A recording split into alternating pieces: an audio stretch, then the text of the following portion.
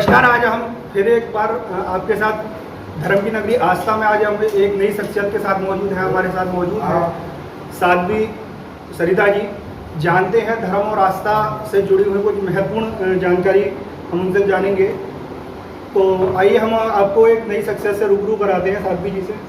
साध्वी जी, हमारे चैनल पे आपका स्वागत है। नमस्कार। मैं आपसे जानना चाहूँगा जैसे हमारे धर्म और आत्मा की क्या भूमिका है हमारे सनातन धर्म में? राधे कृष्णा मेरा सभी भक्तों को। और धर्म और आस्था में तो धर्म तो ये है, धर्म हमें जीवन में जीना चाहिए। धर्म केवल कहने के लिए नहीं है, धर्म जीवन में जीने के लिए है। और आस्था हमारी भगवान के प्रति होनी चाहिए। तो आस्था में हमारी भक्ति से जुड़ी हुई जो भी चीज़ें हैं वो हमारी आस्था ही कहलाती है। अभी आप अपने जीवन में कैसे अपने आत्मा को शामिल करते हैं? किस चीज़ को? धर्म को कैसे शामिल करते हैं?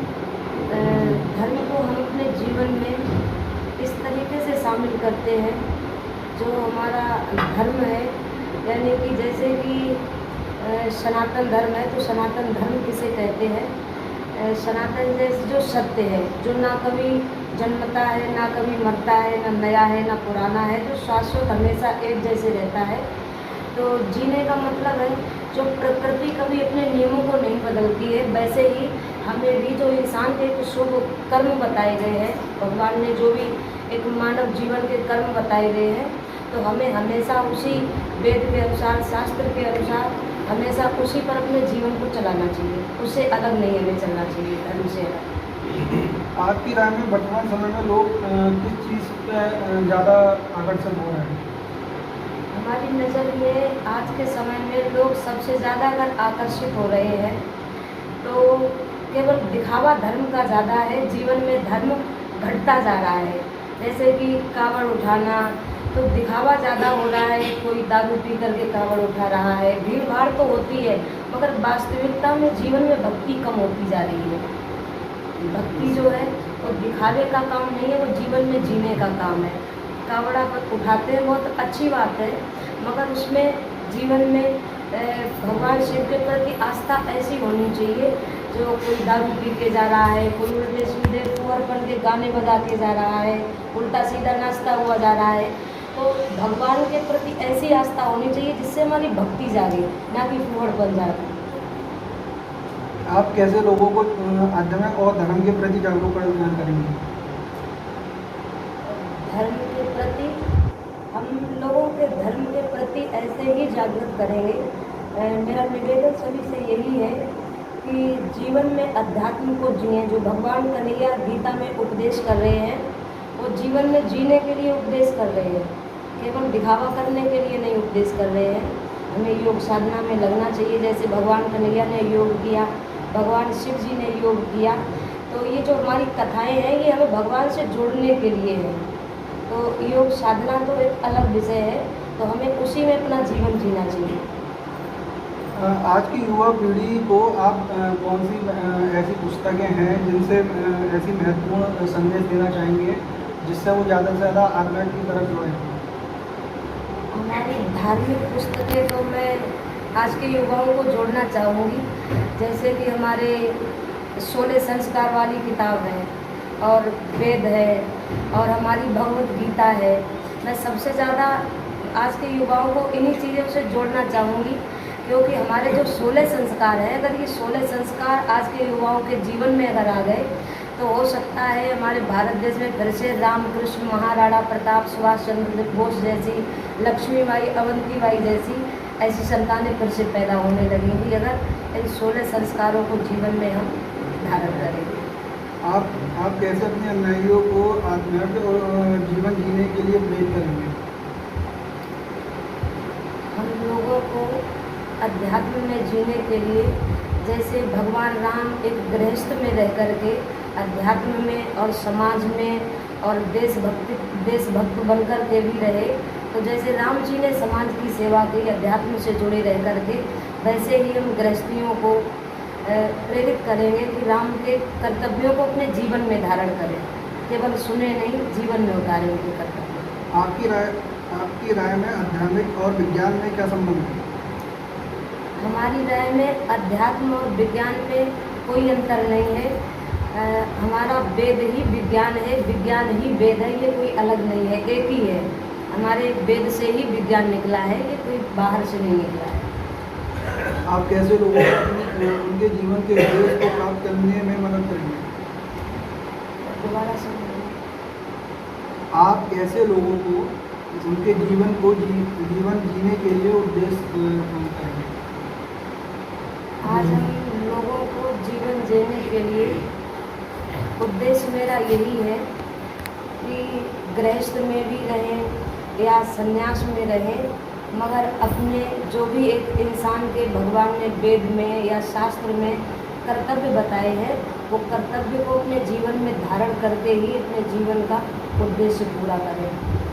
हमारे धर्म में ऐसी कौन सी कहानी को आप उदाहरण के तौर पे आप बताना चाहेंगे तो सबसे ज़्यादा प्रभावशाली होगी? सबसे ज़्यादा प्रभावशाली युवाओं के लिए हमारे जीवन की एक ही कहानी है, और वो है राम जी का चरित्र और कृष्ण जी का चरित्र।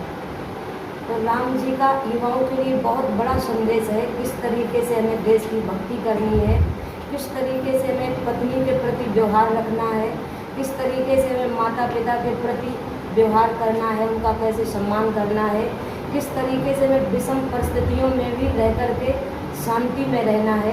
ये हम राम कृष्ण से ही सीखेंगे, उन्हीं के चरित्रों को जीवन में ज़्यादा खोलेंगे। आप राम कृष्ण की बात कर रही हैं, लेकिन तमाम लोग है ना राम कृष्ण के जीवन को लेकर तमाम तरह की बातें करते हैं, जैसे कि राम ने अपनी पत्नी का त्याग कर दिया था और कृष्ण थे जो जिनकी 16,000 रानियाँ थी। अब उनके जीवन का उदाहरण देके हर इंसान ये चाहता है कि हम भी एक से अधिक है ना रानियाँ रखें या हम अपनी पत्नी को त्याग दें, इस तरीके के। तो उनके जीवन को इंसान कैसे अपनाए? राम जी ने अपनी पत्नी को त्यागा नहीं है। राम जी का आप चरित्र देखेंगे, जीवन देखेंगे, तो राम जी के जीवन का इतना संघर्ष है। राम जी तो राजा थे, अगर वो चाहते सीता जी को छोड़ करके दूसरी शादी कर सकते थे, मगर राम जी ने एक पत्नी व्रत धारण किया और सीता जी को छोड़ा नहीं, यहाँ बताई कि घर में घुस करके उसे मार करके और अपनी पत्नी को वापस लेकर के आए। तो ये पत्नी का सम्मान राम जी ने दिखाया कि पत्नी का सम्मान कैसे होना चाहिए। और रही बात कृष्ण की, तो हमारे पुराणों में ऐसी बहुत जगह मिलावट हुई है कि भगवान कन्हैया ने 16,108 विवाह नहीं किए हैं, केवल वास्तविकता में एक ही विवाह किया है रुक्मिणी जी के साथ। और बकाया कि भगवान कृष्ण की मैंने कथा में भी शायद सुनाया होगा, भगवान कन्हैया की बकाया की जितनी भी है वो सब रानियाँ हैं, और भगवान कन्हैया ने सारी उन रानियों से ये कहा, मैं आपका पति हूँ।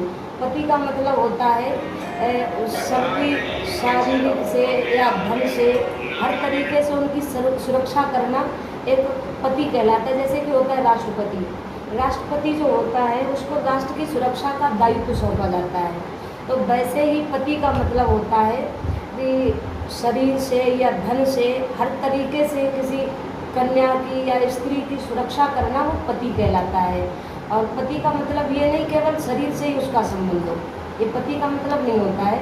सुरक्षा का दायित्व जिसे सौंपा जाता है उसे पति कहते हैं। तो भगवान कन्हैया ने जब वो क्या नाम जो राक्षस था भौमासुर, 16,100 कन्याएं उनके यहाँ जब कैद थी, तो उनको जब छुड़ाया तो वो सारी कन्याएं मरने के लिए जा रही थी। तो भगवान कन्हैया ने कहा, आप मरने के लिए मत जाइए, मैं आपका पति हूँ, यानी कि मैं आपकी सुरक्षा करूँगा। तो भगवान कन्हैया के वास्तविकता में तो केवल एक ही विवाह हुआ है रुक्मिणी मैया जी के साथ, और बकाया का पुराणों में से बहुत जगह मिलावट हुई है जिससे हमारा सनातन धर्म बदनाम है।